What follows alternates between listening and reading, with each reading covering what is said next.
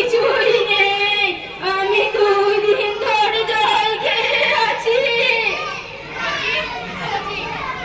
তুই আমাদের ছোট কথা বলছিস না?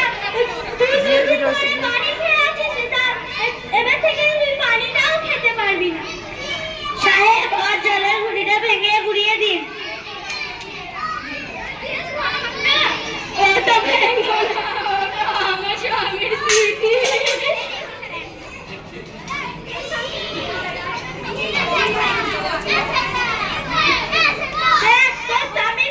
কিভাবে ভেঙে ঘুরিয়ে দিলাম।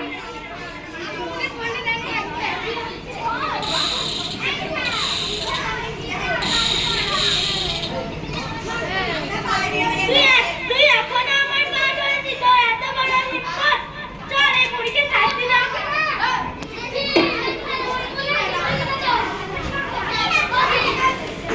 দাদি চোখের জল, দাদি চোখের পানি ফেলিয়ে। দাদি, গরিবদের ওপর অত্যাচার আমার আর সহ্য হচ্ছে না। তুমি ঘরে যাও, আমি এখনই সুভাষের কাছে যাচ্ছি। আমাদের এইভাবে বেঁচে লাভ নেই, ইংরেজদের সাথে যুদ্ধ করে মরে যাওয়া অনেকই ভালো। এভাবে চোখের পানি ফেলে লাভ নেই, তুমি ঘরে যাও, আমি সুভাষের কাছে যাচ্ছি।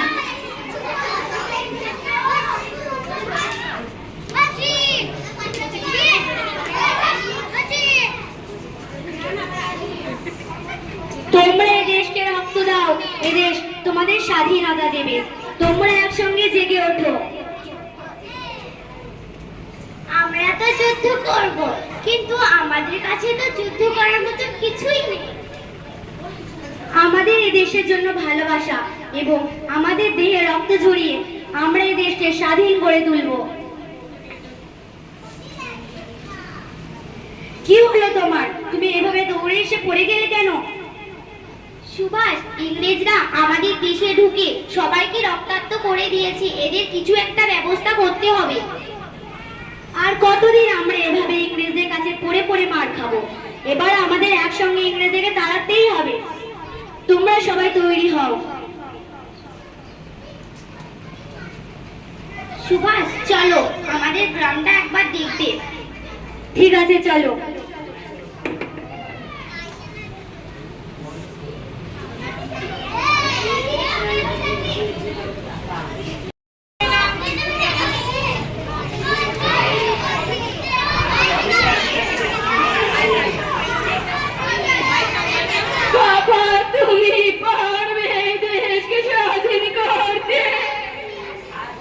হ্যাঁ মা, আমাদের গায়ে এক পাতা রক্ত থাকা পর্যন্ত আমরা দেশকে স্বাধীন করার চেষ্টা করব।